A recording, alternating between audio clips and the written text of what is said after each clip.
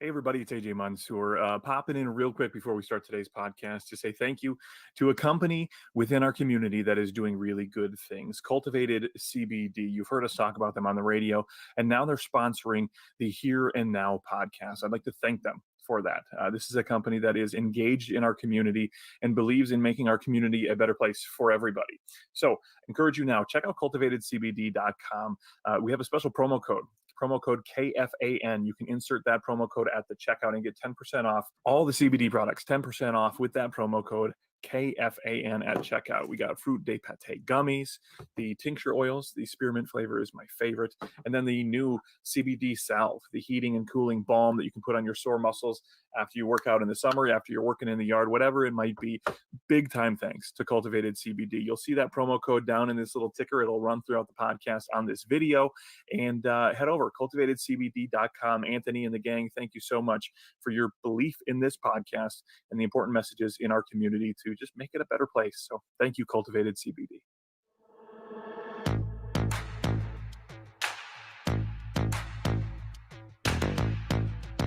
Welcome back to the Here and Now podcast. Thank you, everybody, for joining us for another week of interviews discussing racial injustice and equity in our lives, the fight for equity. Today's guest is a very special one. Many of you were introduced to her on the KARE 11 documentary, award-winning KARE 11 documentary called Love Them First. It is available on Amazon Prime. If you have not watched it, I encourage you to check it out.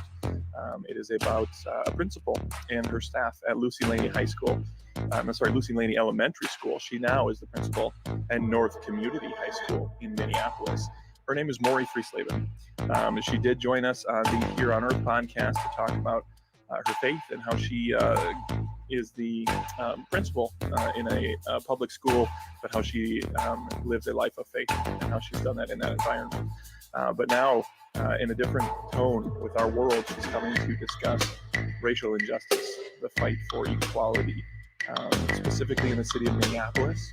We're actually going to split this episode into two parts because there were two very separate entities and then portions of this podcast. The first part was about the injustice that we are experiencing in our world, specifically in Minneapolis following George Floyd and a lot of the things that have gone on in our city the last 6 months or so. And then we jump into equality in the classroom and what they're doing at North Community High School to combat that, how the kids are reacting to the things that are happening in their world, some of the struggles maybe that have been introduced due to COVID-19. And yeah, so this will be a two-part episode. This one will come out this week, and then next week we'll have part two discussing about the school. So please stick around for both. She is a very inspirational woman. You have probably seen her on the news because she talks and people listen. And that's why we wanted to sit down with her and have this conversation with the principal of North Community High School in Minneapolis, Mauri Friestleben. Mauri Friestleben. Again, check it out. Thanks for joining us on the Here and Now podcast. Let's go back to the beginning. Let's start at the beginning. The beginning for, I guess, the new push in our city for racial equality, for racial justice, fighting the injustice that exists. A lot of that sparked up in Minnesota and in our country more recently with George Floyd. Take us back to that situation for you specifically, personally, and then some of the reaction maybe that you had gotten from your students when that tragedy occurred back this last spring. Sure. So we had gone on quarantine or stay home orders. March 15th was our last day in the building. And if you recall back to your high school years, fall and spring is when you have all the fun, right? So fall is all about homecoming and Sadies and pictures. And then spring is prom and graduation. So we were just coming into, winter was closing out. I think a lot of us had heard, obviously we had heard of the coronavirus, but there was not a sense of the enormity of it all.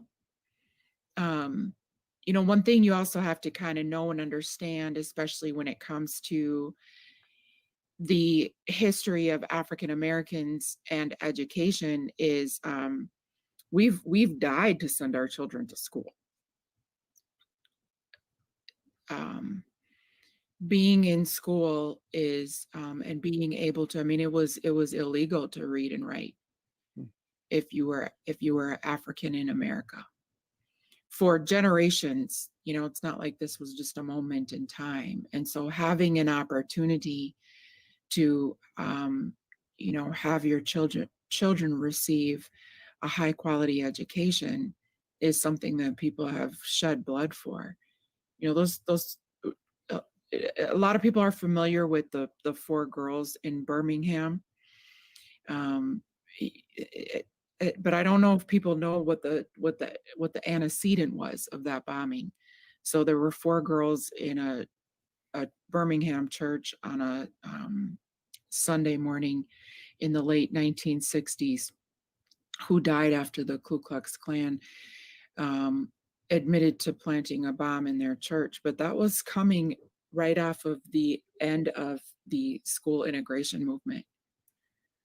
So school and education in general, and race and parents, that has been a hotbed issue. And so to lose school and lose the option of school was a really big deal for my community, for my school, and for my students. And then obviously the social structure of high school, the need for human interaction that adolescents have, the fact that my boys were on their way to state, my basketball boys, and having to call them down to the auditorium and tell them that the game was off and the rest mostly would be off too, especially for the seniors. That was a hard season. And then I think the kids were like, well, I think even I was like, well, we'll probably be back in a couple of weeks. I mean, when do you close school like indefinitely? That's never happened. Maybe, for the Halloween blizzard of 1938 that we always reference, but I think we all were like, we'll be back. And then, week 1 went by, week 2, week 3, week 4, and it was like nothing was happening. The needle wasn't moving. It started to set in that we may not be coming back, that we may not have a prom, that we may not have a graduation commencement ceremony. It was all very surreal. And then, Memorial Day weekend came. I woke up on Tuesday morning to a phone that was just like, dee dee dee dee dee. I was like, what is happening? I think people are used to questionable videos being deleted right away. So people had downloaded the full, almost 10-minute video of former MPD officer Derek Chauvin killing George Floyd. And so I had all these downloaded videos coming through to my phone. And I'm married to a recently retired MPD officer, and I can't watch that kind of stuff anyway.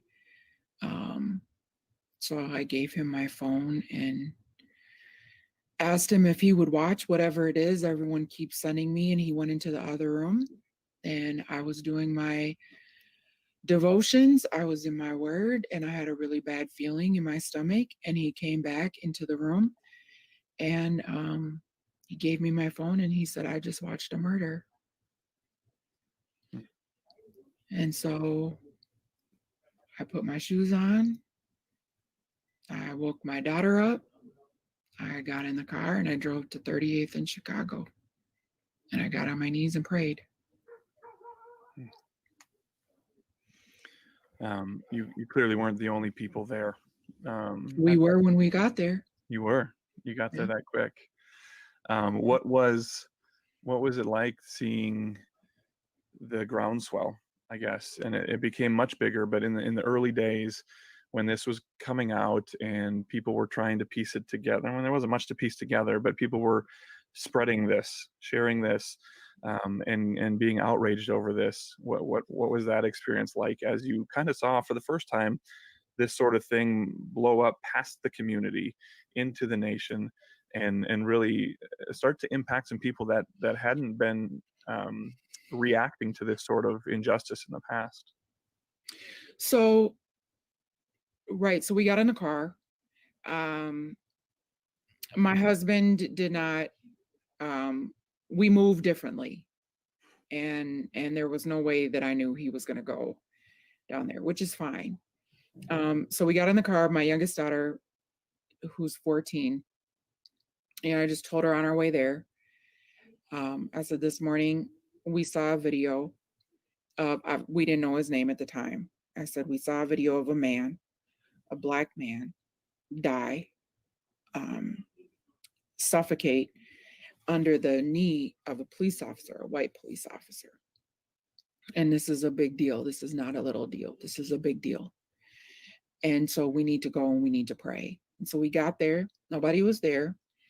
We parked kitty corner from Cup Foods. And I'll tell you, so I'm from Minneapolis, and I have never liked 38th in Chicago.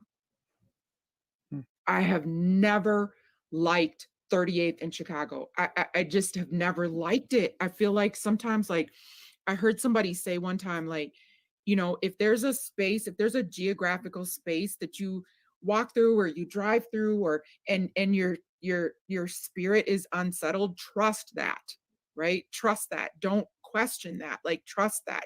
Your spirit is unsettled for a reason, and my spirit has always been unsettled at 30th in Chicago. I've driven around it, to be honest, before, because I just don't like that feeling there. So at first, when we first pulled up, I said, well, because there's a church kitty corner from Cup Foods. So I said, well, Ayana, let's stand here and pray. So I just stood there and I prayed, and I just started crying, physically, but it was more of a spiritual release, right? Like a prayerful release. And so I said, Ayana, I said, let's cross the street. So, we crossed the street, and there had been a couple of people that had pulled over, and they had stopped, and they had gone into the Super America or Speedway or whatever it is right now, and gotten some, just some single roses, and they were setting it. So there's a bus stop, and then like a bus shelter, and then there's like a trash receptacle, like a garbage, like a waste basket, whatever. And so they were setting the flowers right in front of there. And I said, Ayana. And so I started just, walking around, walking up and down, and I'm just praying. And the things that stuck out in my mind, I remember this young man, he was probably 15 or 16 years old, African-American, and he was walking north, he was walking past me, and he just kind of slowed down right when he walked by that trash can. He just kind of slowed down, and just kind of one tear just kind of came out. And then there was a man that was standing in the doorway of the corner store, and he just kept standing there. And then there was a woman that came by, and she just stood there for a minute. And I think what I wanted to do in that space was I wanted to say, like, I wanted to allow myself to be like broken and spilled out in that space, to like grieve and mourn. I remember the city worker came to clear the trash, and he pulled up in that big garbage truck, and he just jumped out, and he just pulled the cover off the trash, and he just grabbed the trash and he threw it in there. And it was like everything felt really angry and everything felt really harsh. And I was just like, okay, Lord Jesus. I remember the buses, they were pulling up, like pulling all the way, like right up to the curb. And then they do like this, shh, like this thing. And I'm on my knees right there. And at this point, like a few other people had come, and we're on our knees right there. And there was just no regard. And what came to my mind? Like, how unsocially and emotionally intelligent can you be as a city leader right now to not realize that you should possibly be rerouting your buses? And now look, where are we now? Almost 6 months later, and now we've got 6-block radius. Hmm. Like we are so clueless as to how we handle and manage emotions and crises, that in the moment when you needed to have a radius, when you needed to reroute everybody, you didn't. And then when it's actually time to now start, closing that radius up, you got to start opening up at some point in time, right? Like I don't know what it is. I don't know if it's a lack of connectedness with people, with humanity. But I just remember I picked up my phone and I called my husband. I was like, you are going to need to call somebody at Metro Transit, because if these buses keep pulling up like this, and they're that unaware of the pain that people are starting to show up here with, somebody's going to get physically hurt, because the pain that people started to show up with, like, it was palpable. You could feel it. It was static in the air. And I knew this is going to send shock waves. The word that keeps coming in my head is response. Like, what is that initial response? Like you talked about, you went down there right away to pray. Maybe it's that initial response of how you feel, what you do, or maybe it's now that it's been months down the road, like, what is our response? What do we do? What are we feeling? How are we acting? How are we praying? What does that make sense to you? Like, what do you come to your mind when you think response to something like this? So when I think response, and I think about like presence, right? So I have a Native friend who he talks about the ministry of presence that the Natives have. These Indigenous Americans that understand that you don't have to say anything, but you just show up. You show up and you sit, right? Even in the Jewish culture, when you mourn together, there's no expectation to say something, but you just sit. But you don't sit forever. That's what's different. You don't sit forever, right? So when you sit, for example, they call it sitting Shiva, like it's like a 7 to 10 day period of time. And then you go out and you do something to honor that life, but you don't continue to come back to the same spot. In fact, in some ancient civilizations, if there was a tragic death, that's not where you memorialize that, if that makes sense, because what you could be memorializing is the murder and or the murderer, right? So you have to be very careful about how you treat a space, getting back to your point about response. So that's why good communities and good healthy cultures need good healthy leaders that help them think through, like, so here's what we do right now. So we go here right now and we do this, then we go here right now and we do that. And I felt such a lack of that in that moment. I didn't go back after that. I know that a lot of people continued to, we left after a few hours, but I didn't go back. I didn't feel led or compelled to go back later. A lot of your cohorts and your peers in education spent their summers doing what they normally do, relaxing, going to the cabin. Your summer was largely spent calling out elected officials, criticizing law enforcement for not enforcing laws, bringing to the forefront that our country has racist tendencies, defending people who kneel for the national anthem. There was questions about the homeless encampments that you raised to the surface because of some problems that they were causing in your community, and most recently holding space at the site of a murdered student in your district. A lot of those things, some of them for obvious reasons, some of them for reasons that I just don't understand, stir up controversy. And I would imagine that you have received quite a bit of pushback when you speak those things on Facebook, on your daily announcements, to the public. What has that experience been like for you? Well, my husband says I have a gift for equally offending everyone. It's been interesting. It has been interesting to like offend everyone, to be quite honest. And my response has been, well, at least you didn't get left out, right? At least I I was able to not discriminate. I guess so. I think what people are looking for, well, I'll say a couple things. One, I oftentimes listen to people who are maybe elected or appointed to us as our leaders, and they talk a lot and rarely say anything. I think that causes distrust because people don't know where you stand. I think that sometimes people will go your direction just because they know where you stand. I think that's what people don't understand about why President Trump has the following that he has. Because we know where he stands. I think that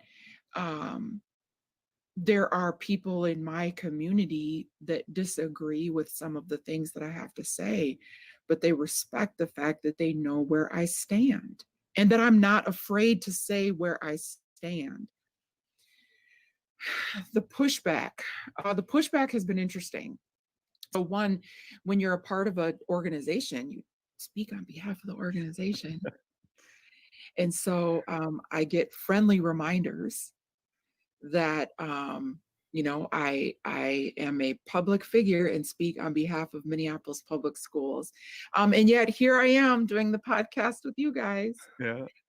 So I just seem to not ever learn my lesson in that.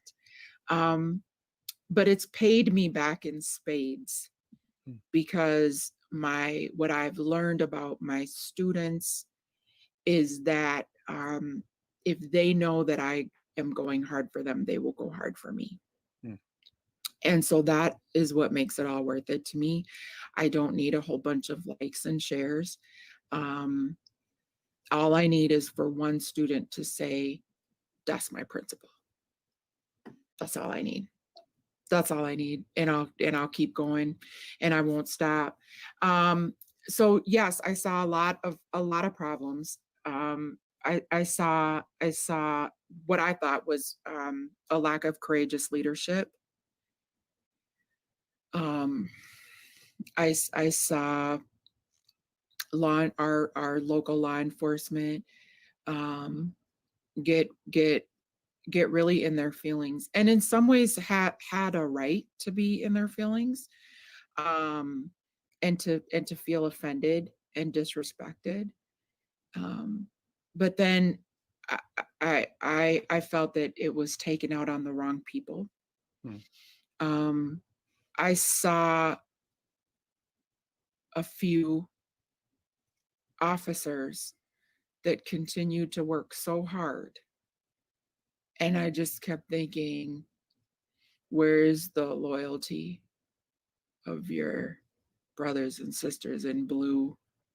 Like, how can they live with themselves to leave you out here like this, trying to hold the whole city down? Saw an officer one day by himself trying to manage a whole situation. And I'm like, why is he in a one-man squad? I have no problem saying, even with our one of our most recent tragedies, we had a car crash over here, just a stone's throw away from the school, and I will tell you that what feels to me like lack of law enforcement has led to a very chaotic sense and feeling in my city. And there are a majority of us that have no issue with the fact that our local police department turned their lights on to pull that car over. That's not a problem. What was a problem is that the whole summer, people have been flying through the streets. And so there was precedent set, if that makes sense. For sure.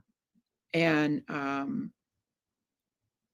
then we lost we lost 3 lives from our department beginning to implement and enforce laws. There is no anger by the majority of people in my circle in the school that those lights were turned on and that car was pursued. But I think the anger is that it took so long that by that time we had 13-year-olds in stolen cars because it had been going on for so long and because our neighborhood had turned into Grand Theft Auto. You seem like a woman of action that likes to not just talk, but actually do stuff, right? What are some things that we can do? What are some things with all of this social unrest, injustice, racial tensions? What are some things we can do? Like, do you have any advice for me? Like, what's something that I can do? What can the community do? Yeah, I think that one thing that strikes me is that I think that people have become very quiet and silent. And I get it. I mean, some of the phone calls and emails that I have been getting just by calling things out, whether it was one side or the other, whether it was the left or the right, none of which made me want to vote for anybody the way they reacted and responded. But I think that we have we're just in a really creepy, scary place, right? Like where boundaries are really bad. We're going to people's houses now. That's to me when did we start doing that, right? Like we're going to people's houses because we have a professional or a political disagreement. There's just, and I think people have backed into their corners and they've set up their barriers so that they can have their own beliefs but not be vulnerable and exposed for the attacks. So they keep their social media network close to people who agree with them. They avoid maybe those hard conversations, and I think that's problematic. I think that we need to have the hard conversations, and I think the actual most impactful hardest conversations are going to be with the people that we're closest to. And I think that it's going to require all of us to step deeply into a space of compassion and humanity so that no matter where we are, whether it is the grocery store, the gas station, the movie theater, the mall, no matter where we are, if something doesn't feel right, sound right, look right, that we respond in some way, not in a way of controversy, not in a way of conflict, but in a way of care. I would also suggest that I think there's a lot of avoidance that happens. I'll use the because you brought up earlier, AJ, like what I've said about the homeless issue, right? So in Minneapolis, for example, our homeless shelters are at 50% capacity. They're only half full. So why are we calling the tents and the tent cities a homeless issue or a lack of homeless shelters? Because if it was truly a crisis of homelessness, we have the capacity in our city, we have the physical infrastructure to house a homeless person. So to me, when I look at people who are living in a tent in a park, that's not an issue of what I feel like I see is I feel like I see people who want to avoid that and kind of look away and just be like, well, they're homeless. And so we're not going to look at that and we're just going to let them stay. That's not how you show compassion.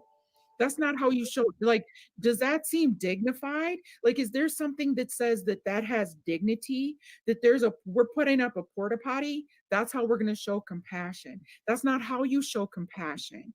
There's children living in there. There are people in those spaces that have significant chemical dependency, substance abuse, and mental health issues. And we don't show compassion by avoiding it and not confronting it.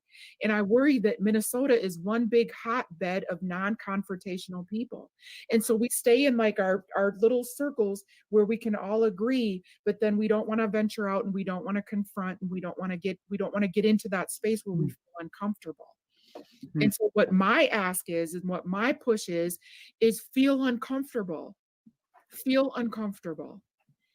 Put yourself out there. Let your guard down a little bit. Be vulnerable. Be willing to have discord with each other, but still be willing to love. If you go back and you look at, this is why, I remember the first influx of Somali refugees that we had. And I was a teacher and nobody spoke Oromo. So we were all like, we don't know what we're doing, right? Like there was no translators, no nothing. And I remember that we were desperate. And so we hired a couple of people to come in and be translators. And this was the first wave of Somali refugees. And so what we didn't know about them is that if there was a class structure, they were the highest class because they were the first group to get out. And so the people that we ended up hiring in my school to help us, like one was literally the former president of like the Mogadishu Bank or something. I mean, like these were like, but I remember what they taught us is they said, what's different between you and us is that we can grapple with things. We can wrestle with things. We can disagree. That's why you can see them like as men, like coming together, like they'll argue about stuff and then they'll hug on their way out. Right? Yeah. So they have the capacity and the ability to disagree, but still care for each other. All right, that'll do it for part one. Again, part two, diving into the high school, into the community schools in Minneapolis, will debut next week. A continued conversation with Principal Mauri Friestleben. I do want to share real quick one quote context, one piece of script text that she shared on social media this last couple weeks that I found very powerful. It's a little lengthy, but I encourage you to listen, and I wanted to share it with you. She says, some offices have higher callings than others. Pastors, principals, teachers, nurses, doctors, police officers. There are higher stakes, higher callings, life and death. To hold those offices requires the utmost sanctity of life. Our positions are almost sacred. Room for error is minimal, and our collective societal bond must hold us accountable for that. If they do not, the people we serve will turn on us, because that means to them they are not safe from us or from those above us. And that is a major ingredient in the uprisings from the beginning of time, one of which we have been sheltered from for generations, but not any longer. Brace yourselves. That was her kind of setting the tone, following George Floyd, following the things that happened over the summer, Jacob Blake, all the Breonna Taylor, lots of things that we've been witnessing close up and from afar in our country. So next week, check back. We will take this conversation into the classrooms to discuss how she's preparing the next generation to combat racial injustice, how she's teaching her teachers and leading her teachers to do the same thing in the classrooms here at North Community High School in Minneapolis. So check back next week, the Here and Now podcast, presented by Cultivated CBD and cultivatedcbd.com. We'll see you later.